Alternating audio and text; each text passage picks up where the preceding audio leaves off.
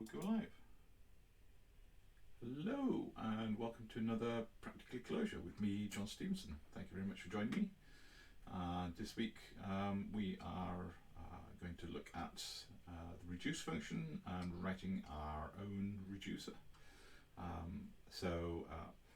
Yeah, it should be a very interesting lesson. And so we're going to cover, we're going to solve two 4Clojure challenges, number 63 and 64. And yeah, the 64 is introduction to reduce. It's quite a simple one, so it'll give us a chance to have a look at reduce, the reduce function, what that does. So if you haven't come across it before, or if you are a little bit rusty on that function, then don't worry, we'll go through what reduce actually does. And then we'll walk through kind of building up our own reduction thing there as well. So it should be fairly self-contained, this episode. And again, with any episode, then if you want to look at kind of all the videos and other content that I've done as part of Practicalli, then there's the Practicalli website, so practical.li or practicalli.github.io, whichever you prefer. And you can find all the links to the broadcasts and the books I'm writing, and also ways to get in touch with me as well. And so the best way to get in touch with me is via the Clojure in Slack, and that will help. Yeah, that's probably the quickest way to get in touch with me, but you can also get in touch with me at john@practical.li as well if you want to email me. And if you want to help out, there's some channels to support me there. I've just recently done a ride around Britain and raising charity for that, so that's one way you can help support the things I'm doing as well. I'm close to my target, and it was a great event. There's also some pictures. If you look at the description section of this video, you can see links to the pictures that I've done, and I even kind of went through a lot of rain and mud at some points in time, but it was good fun, and it was a great thing to do to raise money for a very good and worthy cause. So anything you can contribute to that is most appreciated. And another bit of news, I also have started a new blog. Although these posts, I have posted these on my JRocket website already, but this blog gives us slightly better formatting, and this is a static site generator, but the actual generator software is actually written in Clojure, so I can go in and extend it and play around with it and do some interesting things, but it works really nicely out of the box, and has some pretty nice, I think much nicer formatting than I was using on my old blog as well. So I'm going to put some more content on here, some new content, as well as some of the more up-to-date content on this. So everything on here should be up to date, and should just be able to work, and it should be fully checked. So it should be easy enough to do. And there's a whole, I've put in basically just currently it's got the articles related to the Clojure CLI things I've been doing. I also put some sort of show notes for the particular videos as well, so it's a lot easier to find find out what you're going to learn by watching the videos, each of the videos, because the description section on YouTube is okay, but it's quite basic, so this should be a nice complement to the videos as well. And so this is all written in an application called Comprehension, so we're just using that. We're writing the content in Markdown, but we can also use ASCII doc as well. And it's really nice, it's simple a blog site to use, so I might actually do a video on this as well. So basically you can just do line new Comprehension and then the name of your project, and you can run line ring server, and it will start up a website generator, and it uses, it's got some built-in themes that are quite nice, as you saw, and I did a little bit of tweaking to some of the themes, and I'll publish my own kind of Practicalli theme as well, so you can see what differences I've done. And yeah, it's really nice and simple, and it's really fast as well. I mean, I've only got 4 blogs on there, but 4 or 5 blogs on there, but it's really quick to process them as well. And it's all configurable through Clojure maps, and even the kind of content metadata is a Clojure map as well. So it's quite nice. For me, it's a very nice kind of way to do these things. Okay, that's the introduction over. So let's get on with the actual 4Clojure stuff. So the solutions we're going to look at are 63 and 64, and you can see they're already on the GitHub repository for Practicalli 4Clojure. Again, that's in the description of the video. You should be able to find that. And we're going to look at number 63, which is it says it's easy. It's not easy, but it's not elementary. So before we do that, we're going to look at 64, which actually is the elementary, which is the simplest, or allegedly the simplest exercises you can do on 4Clojure. So we'll look at 63, which is introduce, and 64, and 63 is a group by sequence, which we'll actually discover is actually a reducing function. So we'll have a look at that. So let's have a look at 64. So it's talking about reduce, which is taking two arguments and an optional starting value, and then it applies the function to the first two items in the sequence, or the starting value if there is one.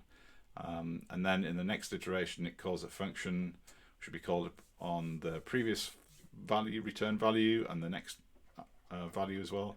So in this case, it's iterating through the collection. So that description is a bit wordy, so we're going to break that down and explain what reduce is actually really doing. Let's show you that. So if we open up our editor, so I'm using Spacemacs. There are many other editors out there for Clojure. And let's look at number 64. There we go. So intro to reduce. So we've got our tests, and actually our tests are probably arguably easier to understand than the reduce function itself. So with some simple mathematics, if we actually look at solving the problem first before we delve into reduce, so we can see that we've got these tests, and somehow we want to take the values 1, 2, 3, 4, 5 and reduce with a function that turns all those values into 15. Or here we've got some values 1, 2, and 3. We want to turn those into the value 6. And so if we put our thinking caps on, then we can kind of see that if we want the result of 15 from the numbers 1, 2, 3, 4, 5, then we can actually just add them all up. If we add the numbers up, 1, 2, 3, 4, 5, we'll actually get 15. And so if we actually just call reduce, and so the placeholder we're putting in, the function we're putting in as an argument to reduce is the plus function, and it's going to work on our collection. And so it's going to grab these first two values and add them together, and the result of that is going to add that to 3, and the result of that is going to add that to 4, and the result of that is going to add to 5.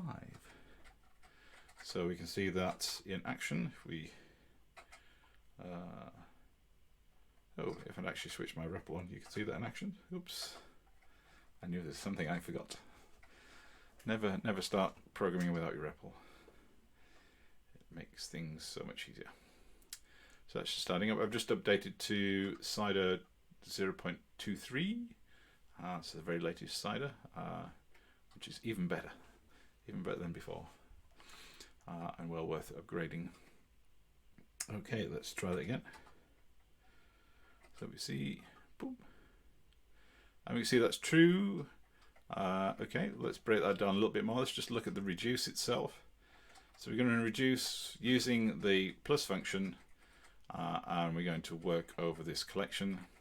So what's that giving us? It gives us 15, which equals 15, which is why the above expression was true. And so can we delve into that a little bit more? So there's something called reductions, which will actually show a little bit of the working. So it'll show all the steps in between the start value and the total value that the reduce is actually going to produce.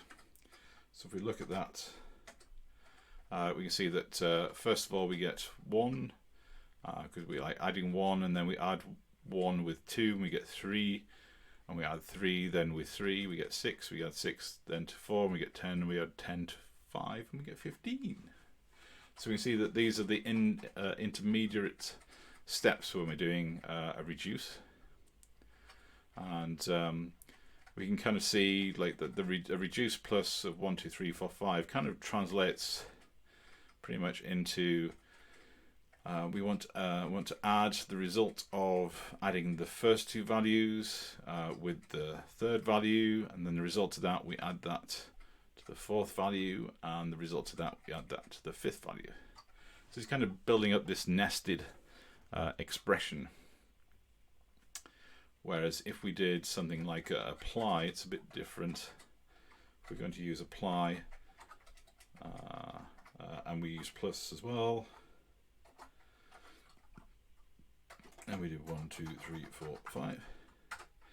Now this would actually translate to just doing this. It kind of basically transposes the plus sign into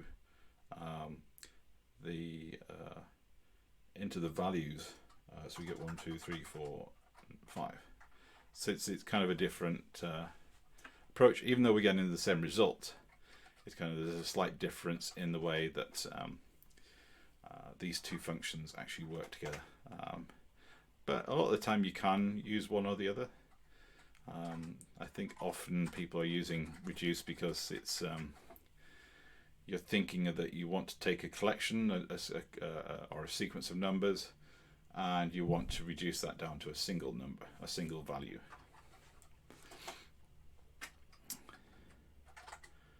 Okie dokie. No questions. We've got a few people on there, so feel free to ask questions in the chat if you have them, and I shall try my best to answer them as we go along. Okay, so that's kind of the basics of how a reduce works. We're iterating over a sequence of numbers, a collection of numbers, and where each time we're giving the value to the number to the function that we're passing in to reduce as well, and we're getting this kind of structure of nested expressions, nested function calls. So the result of the first function call, it becomes part of the next function call, which then becomes the part of the next function call, and then part of the next function call. So this is all possible because we can have functions acting as an argument to another function, and this is part of the higher order functions that we can do in Clojure. Okay, so we can see that the answer is going to be plus. We can put that into 4Clojure, and then we can go and look at the Clojure code, but for reduce, it's using Clojure Lang iReduce, so it's kind of using a Java implementation of a reducer, and so it's not going to give us that much help in understanding how to do things in Clojure, but we can see hopefully that this understanding that the reduce plus is kind of transforming into this kind of form of expression. That should help us understand what's actually going on. But essentially all we're doing is just iterating a function over a series of values and just returning them all as a single value. Cool. Okay, no questions on that. So let's skip over to, not that one, oops, too many fingers. Now we'll go to the big challenge of the day is challenge number 63, group a sequence. And so again, I've just copied from the page, the 4Clojure page, the descriptions of this, and as you'll notice, it says it's easy. It's helping us understand the Clojure core functions, specifically group by.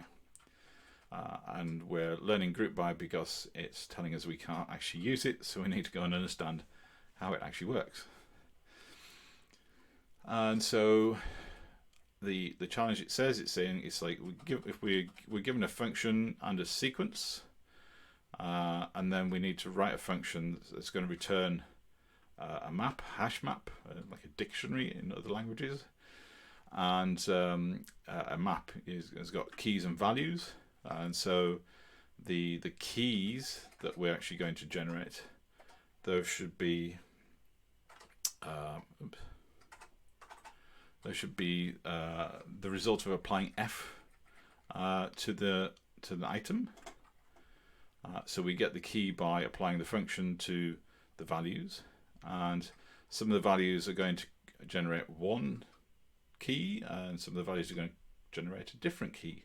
So we look at the first one here. When we're going to pass in this inline function, this lambda function, and this is our collection we're going to pass in as a sequence. And we can see that some of these, when we give the values from the sequence to this function, some of these values are going to return false as an answer, and some of them are going to return true. So basically it's checking to see whether the value is greater than 5. So the first three are not going to be, first two values are not going to be greater than 5, so it's going to return false. And then we want to take those values and put them, all the values that are false, we want to collect them together and put them into a little collection, just using a vector. And then all the true values, all the ones that are greater than 5, we want to put those in the vector that's assigned, it's associated with the true keyword. So just as a reminder, so we'd have a map, a hash map, and it can have a key and a value, and you can have kind of anything as pretty much anything that's legal closure as a key and anything that's legal closure as a value. So often you'll see keywords used because they're quite nice and simple values to use, but you can also use strings and individual values. You can use collections as the value and the key. As long as the key is unique, then that's good. If you have multiple keys, then it's just going to take the last key and the value that associates with it as well. So we can't just simply generate lots of different keys in lots of the same keys in the same map, because it will lose some of the values. So we do need to iterate. If we were just going to iterate over this and apply the function, it's pretty straightforward, but we're actually having this other step of generating a map, key value pairs, where the results of applying the functions to these values is the key, and the values that match that key are going to be associated with it. So it's a little bit tricky. And as we can see, if we just use group by, then that is the answer. If we just do boom, oops, that's the wrong button. We just evaluate the function, and we see that's true, and we do that as well, and that's true, and so they're all true. So yeah, group by is an answer we could just use. So we could just drop in group by and solve our problem, and then we'd be done. But we wouldn't really learn too much from that. So let's understand what group by does. Plus, we can't actually use it in 4Clojure to solve it, so because we're restricted from doing that. So sometimes we can look at the similar functions that people use, and so if we go to the website, so if we go and do a search for Clojure group by. So we just do that, Clojure group by, and then so we go and look at Clojure docs, and down the bottom we can see that there's usually a list of similar or kind of related, or what people think are related functions. So we've got partition by and frequencies. We use partition by quite a bit, and I did use frequencies as part of the finding the most common word in a book. I think there's an example in some of my code. I'll add a link to that at the show in the description of the YouTube box. So we could look at those. I'm pretty sure partition by would give us some kind of help with that. Let's just drop back to the editor. So we can have a look at the source. We'll come back and look at that in a minute. Did I? I'm sure I put those.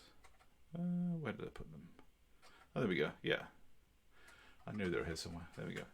So there is like a few different ways, because essentially what we're doing is iterating over a collection, and so we can map the function over the collection, the sequence of numbers, and we'd get like false, false, true, true. So we kind of, it does pick out which is which, but then we'd have to, well, how do we apply this? How do we get the shape of the data that we actually want out of this? It doesn't really help us. We can drop those things that don't, or those things that return false. So if we use filter with the function on this collection, the same collection, it's going to only keep the things that return a true value here. So we kind of, between map and filter, we've got the keys and we've got the values, but they're separate data structures and separate calls. So it's not really giving us what we want. And the opposite of filter, so a filter is going to keep everything that's true, that matches, and remove is going to remove all the things that match, all the things that are true when we're given, when the value is given to this expression.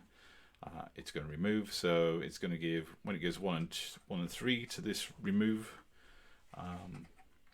and the lambda function, then it's going to keep those because they are false in this expression. But 6 and 8, when we run this function, it's going to be true, so we know that those are the ones we want to remove because they're true. And the same thing, you can do that with keep as well. And partition by doesn't really help. It kind of looks like it could be useful for the first test because we're dividing it down the middle, but if we put the values in a different order, then we don't really know how many to partition by. Yeah, it's not quite what we're looking for. So let's go back to where we go. So we can actually go and have a look at the source of the Clojure functions, and there's a link to those in the actual Clojure doc website. So if you look anything up on the Clojure docs, there's also this link to the source, and if you click on that, then it'll go and open the Clojure core file on GitHub, and it should take you to the exact point where that function is defined. And so here we've got here's the function. I copied it into my editor as well. Let's just make that pretty colors. So we can see that it's got, so we've got the the name and the doc string. The doc string is quite descriptive in this case. It's quite nice. So group by returns a map, which is what we're looking for, and that map's going to contain the elements of the collection, keyed by the result of the function of each element. The value of each key will be a vector of the corresponding elements in the order that they appeared in the collection as well. So we've got to keep the order in, so ideally we would need to keep the order in which the values appeared in the original collection. And so this is doing a few extra things that we probably don't need to do. It's using this persistent and transient things. So it's creating a transient collection, which means it's easier and quicker to update lots of values. So if you're doing a really big data structure, then it probably adds a little bit extra performance on that. We don't need to worry about that for 4Clojure, but it's kind of interesting to kind of consider what it's doing there if you're writing production code. And so yeah, so this is basically calling reduce. We've got our inline function, our lambda function. and this is kind of working out how to put all the data in the right place, essentially. And then we're going to just put that into a map, and we're going to iterate over the collection that we've passed in as an argument. So there's a bit of description here about what I've done. So it's a reducing function. It's reducing over the collection call, and it's going to return this hash map call, in which it calls ret for, I guess, return result.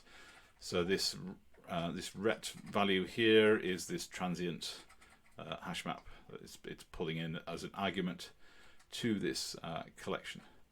So that's its kind of like starting point. Its starting point is an empty map, and then we're going to associate values into that map as we go through, as we iterate over the collection. And so then, so we're using this lambda function. The lambda function creates uses let to create a value, to create the key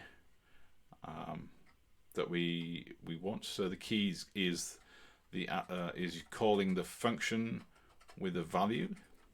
So this first time round we're iterating this function over our collection. We'll get the first value from the collection and apply the function that we've passed as an argument to that. So in our first example, that would be the it's like greater than 5 function that's being passed. So we would then call that function with the first value from the collection, and that would be our key. That value would be bound to k key, and then we are going to associate in the in this transient hash map we've created in the map. We're going to associate with in the map everything that kind of matches k.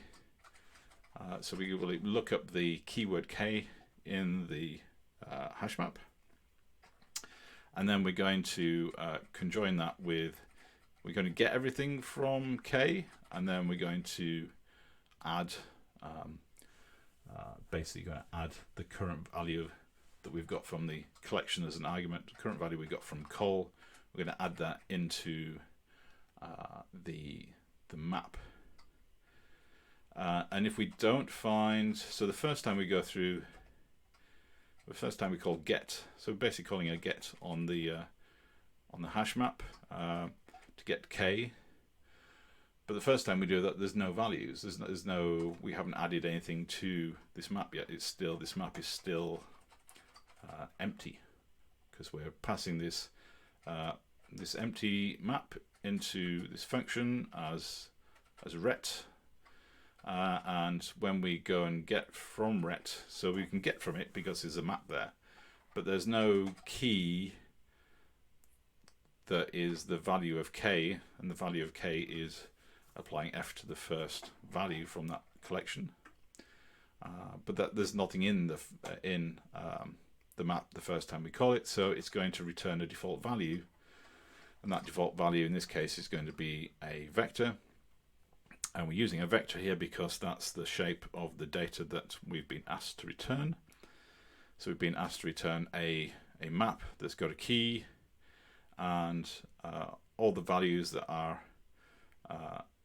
matching that key inside a vector. So we either get the existing vector of numbers, so once we've got through a couple of iterations, we've probably got some values in there inside the ret map at key k, and so we'll just conj x onto that.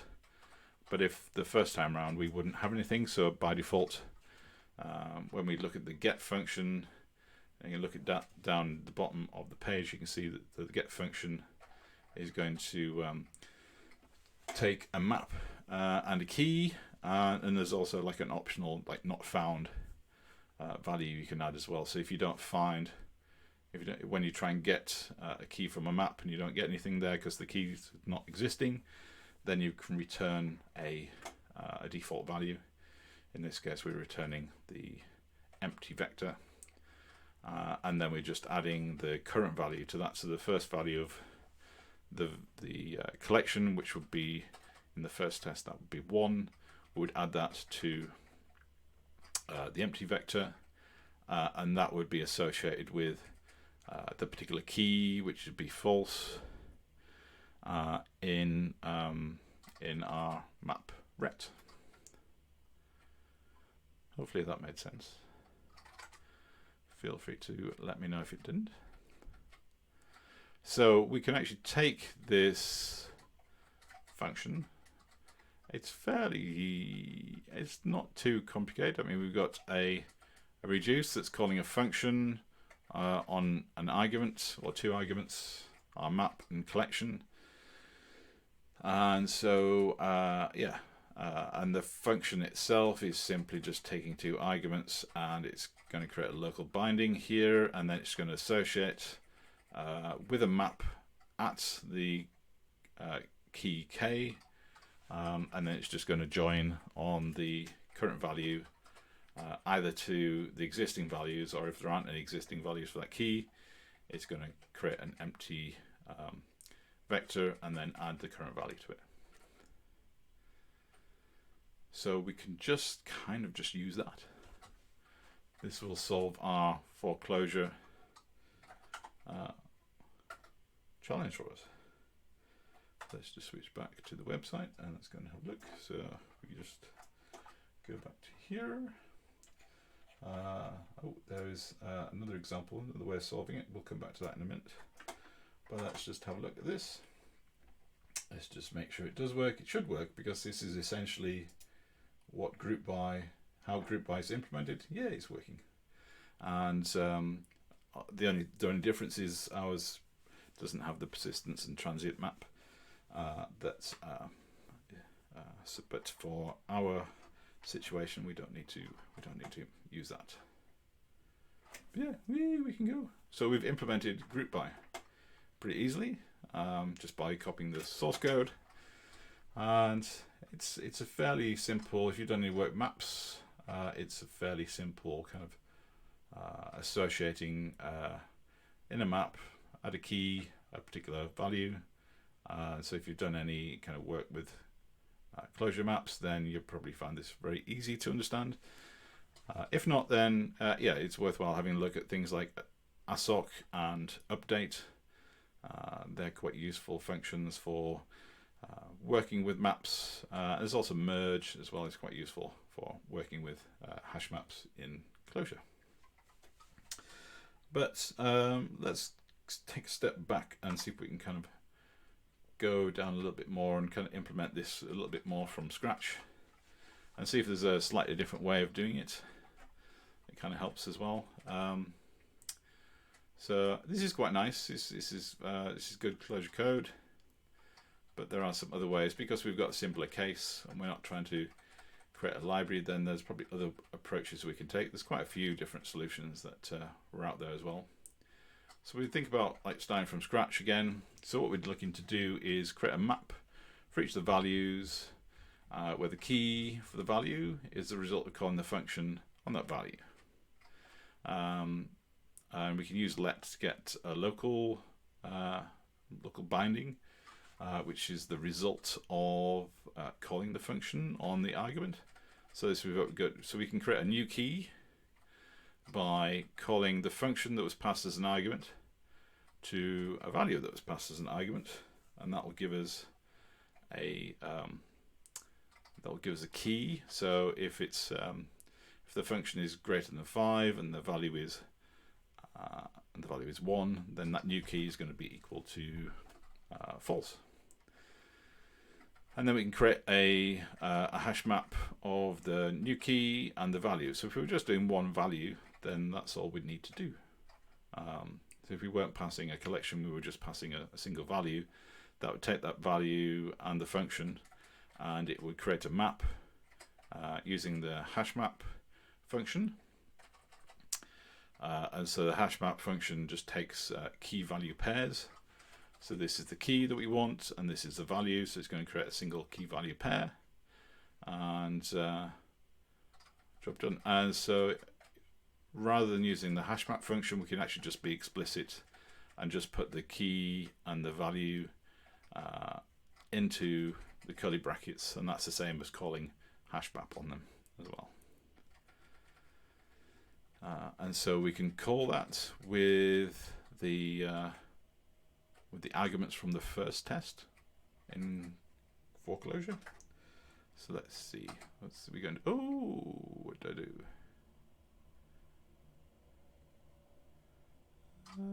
I broke something. Why is that not working? Persistent vector cannot be cast to Java lang num. What did I do? What did I do? Oh, oh yeah. So we can't do that because we've got to iterate over that collection. We're not taking in a single value. If we were taking in a single value, then it would work. So let's just change that to 1. And then try that again. Yeah, so we can build a map with just one, with just the one kind of value. But if we want to do it over a collection, then we need to iterate.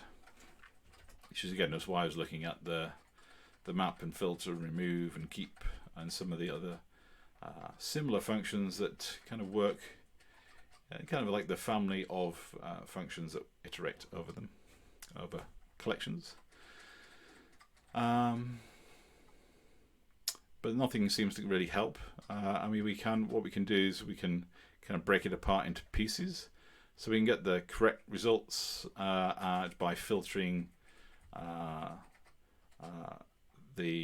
calling the f on value, and so that will remove all the things that don't return a true value, and then remove will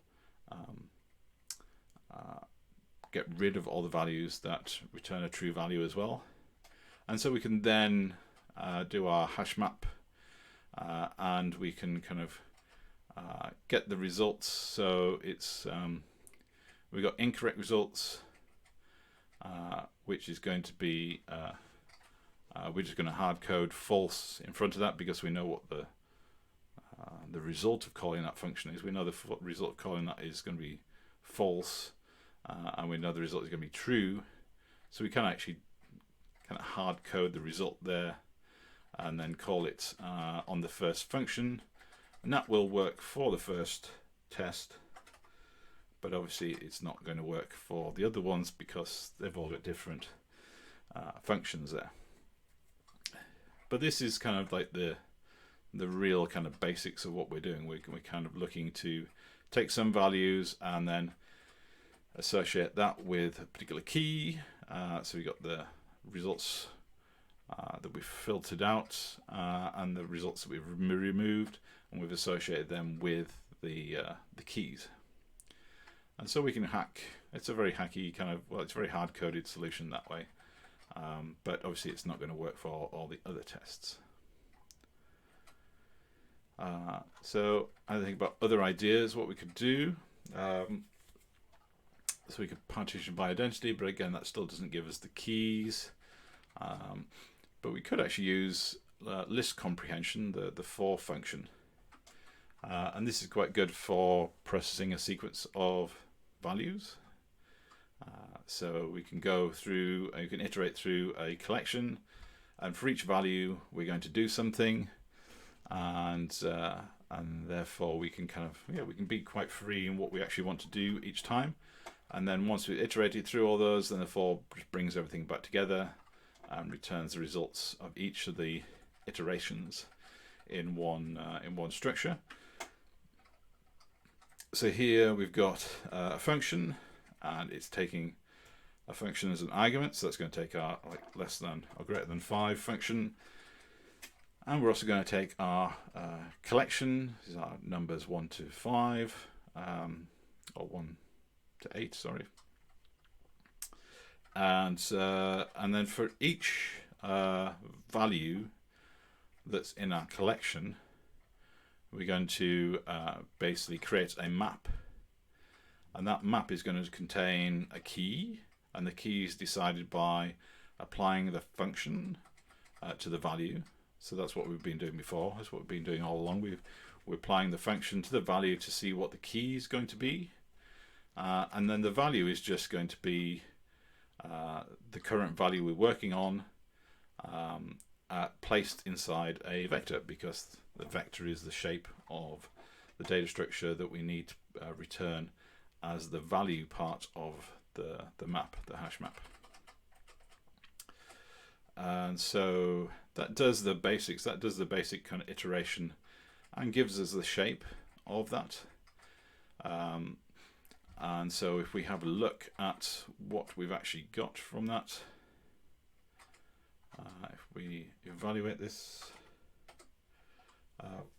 so you can see that we've got something that's got all the right information, it's just not quite the right shape yet.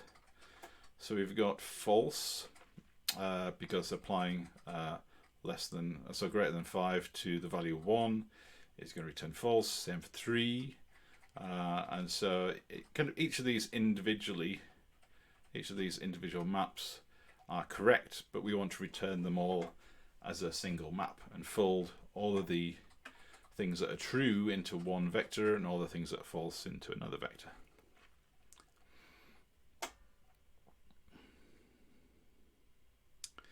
And so we want to be able to merge those results together from the 4, and then we'll have a unique set. So there's a nice function that we're allowed to use called merge with, and so it's going to take a function and kind of allow us to merge a data structure like this, where you've got multiple things that you want to pull in together. So we've got multiple maps, and we want to merge them all into a single map. And the function into is basically going to help us do that. So we pass into to merge with, then that will take the first value in our sequence, and our first value in this sequence is, first value in this sequence is our map here. So it's going to take this map, and so it's going to put into this all the other maps where the key is going to match false. So it will pull into this in false and 3, and it's the same thing with the trues. It'll pull all those things in together. So we can we try this out with the first test, then we get the answer we're looking for. So we've got a map, and it's got 2 keys. The first key is false, and it's got 1 and 3, and the second key is true, and it's got 6 and 8. So basically our map with into is just helping us merge all those things into a single result. And I think you can do the same thing with concatenate as well. Let's just try that. So instead of into, concat, meow. Does that work as well? Yeah, so concat also works as well. So basically just concatenating all that stuff together, although it's mostly the same. It's put the values in as sequences, but I think it probably still accepts it, because the because the values that it's generating here, even though they're in lists rather than vectors, the values are the same order and they are the same values, so they're going to be equivalent. So this is going to be equivalent to the other result where we're using vectors, because it's the value inside the vector, it's the value inside the list that's being compared, not the outside structure, not the vector and list itself. It's the contents of those sequences, of those collections. Cool. Okay. And there were, well, let's just make sure that this does work. Let's just show that there's no smoke and mirrors in this, although this is the REPL, so this is giving us an answer, but it's always nice to double check. So if we copy that into the 4Clojure, so we've got a golf score here of 76. Not that our golf scores are actually that meaningful, but we can kind of gives us some idea about how concise that is, and maybe there's a way to make use of some higher abstractions that we've got. And we can see that, yeah, we're all passing, and we've got a slightly lower golf score, which is good. And it just feels that we're actually, yeah, we're being a little bit more abstract in how we're doing things, which is always quite useful. So I'm basically going to apply merge into the results of the 4. So the 4 creates all the values, and we're just basically merging them into the right data structures, and we get the result. Cool. Any questions on that? Hopefully I explained that fairly clearly. Is there anything else? Let's go and have a quick look at the solutions. There were some other solutions, but I don't think there was anything that was really any difference. Pretty much most of the approaches is the reduce. It's probably the most kind of obvious one that there is. Some people seem to shy away from the 4 function a little bit. They don't think it's as functional, which is still strange because it is quite, I guess it's because there's the 4 loop in other languages, which is quite different really. The 4 function is actually quite declarative in places. You can inject lets and whens and conditionals inside the 4 function, so it is quite nice.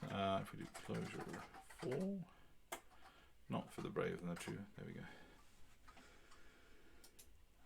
Boom, boom. There's examples, yeah. So you can use, so you can create some local bindings inside your 4 function. So each time we're going through this collection, so it's going to assign. So we're going to iterate through this collection. It's going to assign each value in turn to x, and each time it's going to create. In this case, it's going to create a new local name, and that's going to be the result of multiplying the current value x with 3. So this first one is going to be like 0, because the 0 times 3 is 0, I think.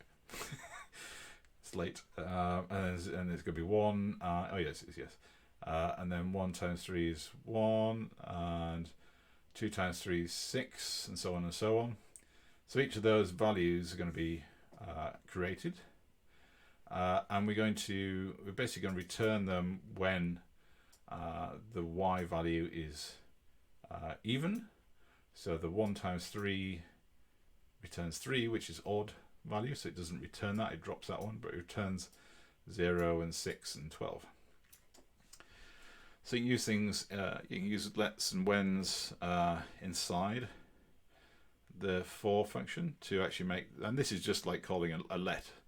But this kind of like a let function. This is the same, exactly the same. It's just the syntax is just shortcutted to make it a little bit simpler to type in, and a little bit more obvious that the 4 is actually a macro. So this like 4 is actually going to rewrite itself a little bit, and actually turn this declaration into a normal Clojure expression, and the same with when as well.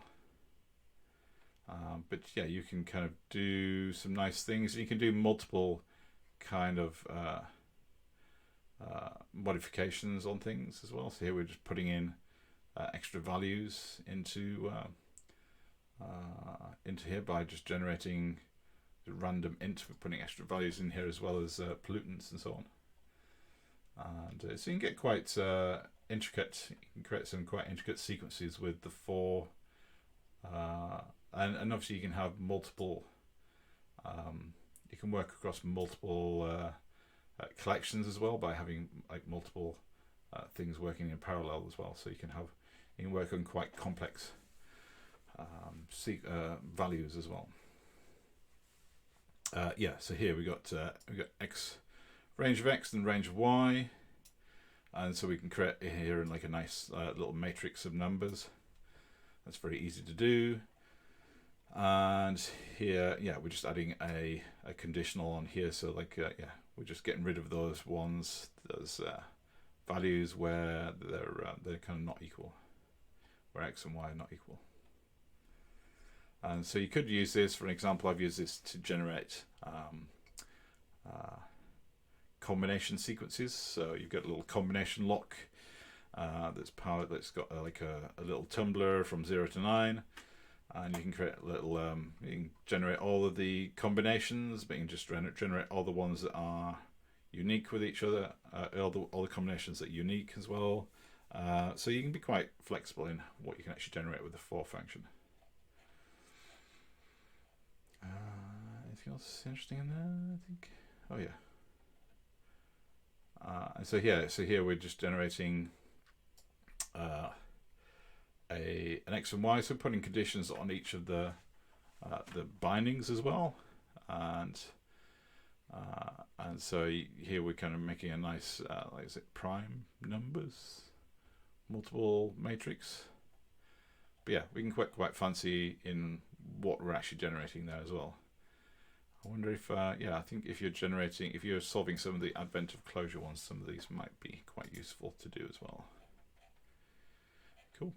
Okay, I'll leave you to look at that in a little bit more detail, and we will wrap up a little bit early today. Any more questions? No, I don't think so. Cool. So we've gone through 63 and 64 as examples. And what's next? I wonder what 65 is. I didn't look at that yet. 60, oops, wrong one. 65. Oh, black box testing. Oh yeah, that was a tricky one. That one. That had me scratching my head like for ages and ages. So we might look at that next. I also want to try and do some projects again. So if I get time to do like prepare like projects, do some projects. Some more stuff around APIs and working with JSON and building websites and so on. I'd also like to do some katas as well, and doing some unit testing around katas as well. So seeing Clojure in how you would do it actually in normal development, and code you would write for production as well. Okay, I'm going to wrap it up there. Thank you very much for listening.